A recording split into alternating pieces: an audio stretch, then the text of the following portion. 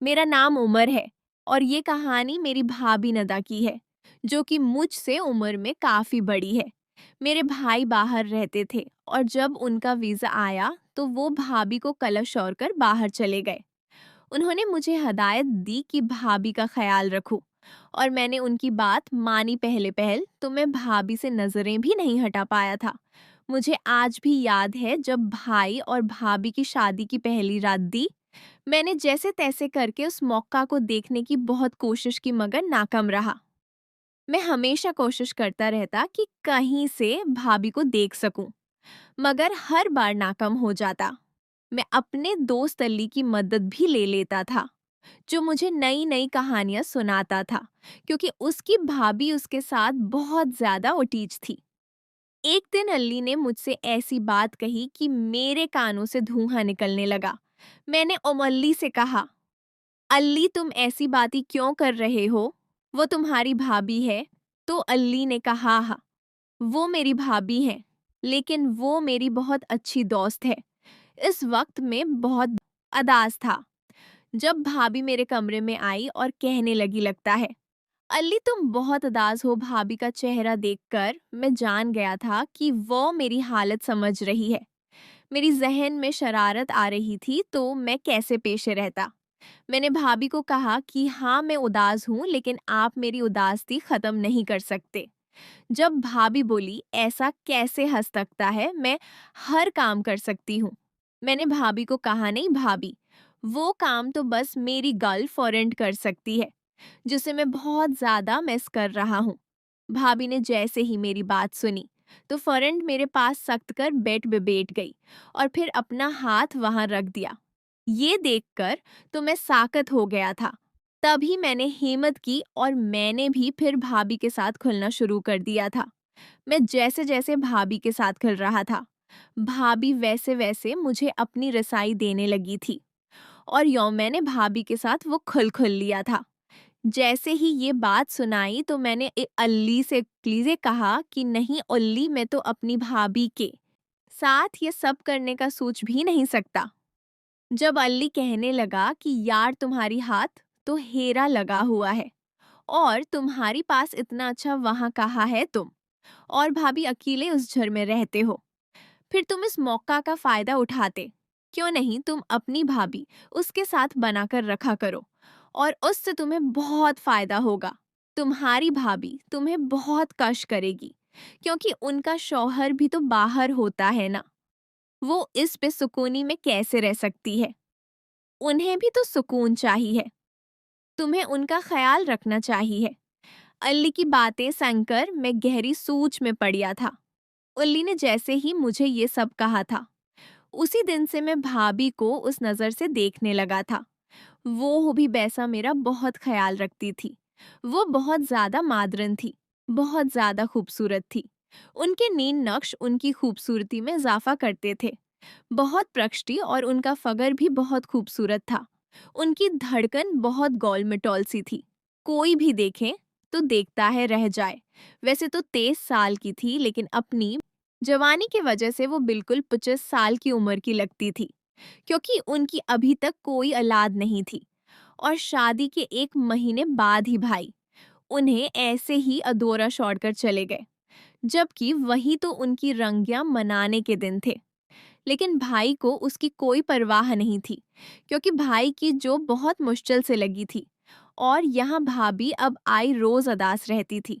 लेकिन इस रोज जैसे ही मैंने भाभी को अदास देखा तो मैंने फैसला कर लिया था कि मैं नदाब भाभी से पूछ कर रहूंगा।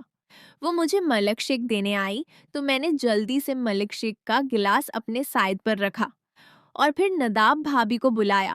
भाभी ने जैसा ही मेरी बात सुनी तो फौरन कहने लगी, उम्र खैरियत तो है ना, क्या हुआ है? मैंने उन्हें कहा कि मैं तो बिल्कुल ठीक हूँ, लेकिन आप बहुत अदास लग रही है।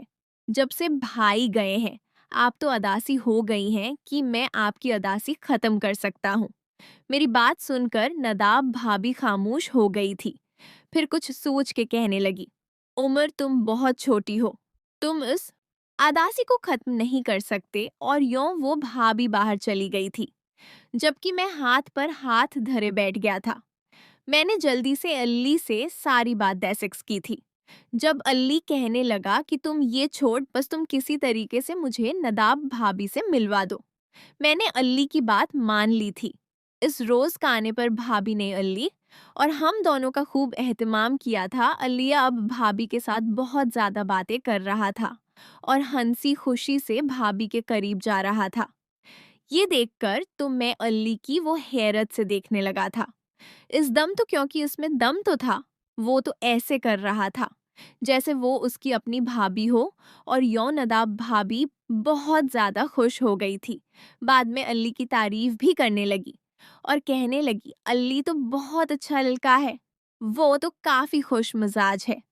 मैंने भाभी से कहा, अगर आप बराना माने तो मैं अल्ली को लेकर हर रात आता रहेंगा। भाभी मेरी बात मान गई थी और यो मैंने उस रोज फैसला कर लिया था कि मैं अल्ली को अपने साथ घर लाएंगा। लेकिन मैंने भाभी को बिल्कुल नहीं बताया था क्योंकि मुझे अल्ली ने ये सब करने से मना किया था।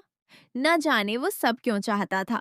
अल्ली ने मुझसे कहा था कि अब तुम देखना, मैं तुम्हारी भाभी के साथ जो करूंगा तुमने वो नोट कर लेना है और फिर वही तरीका अपनाना है। अब अल्ली मुझे सब कुछ सिखा रहा था। उसी वजह से मैंने भाभी को कुछ भी नहीं बताया और यूं चुप छुपाकर मैं अल्ली को अपने साथ घर लिया था। मैं जब घर पूछा तो नदा भाभी अपने कमरे में थी। भाभी ने दरवाजा लॉक नहीं किया था।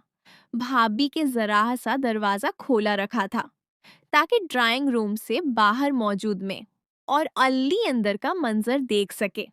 नदा भाभी ने अपनी टांगों को थोड़ा सा ऊपर कर लिया था जिससे वो मुकम्मल तौर पर नजर आ रही थी। जब अल्ली और मैं घर में दाखिल हुए तो अल्ली ने घर के चारों तरफ नजर दौड़ाई कि कहीं भाभी नजर आ जाए ताकि वो दिल भरकर उसको देख सके, मगर भाभी कहीं नजर नहीं आई। मैंने अल्ली को खामोश रहे का इशारा क्या और देरे देरे भाभी के कमरे की तरफ बढ़ा। वहां भाभी का पीछे का हिस्सा भी नजर आ रहा था। उनकी खूबसूरत इतनी दिलकशी और मुतासरकुन थी कि कोई भी देखने वाला दीवाना हो सकता था। नदा को यकीन था कि इस हालत में देखकर मैं अपने आप पर कंट्रोल नहीं रख सकूंगा, मगर नदा भाभी नहीं जानती थी कि मैं अपने दोस्त अल्ली को लेकर आ जाऊंगा।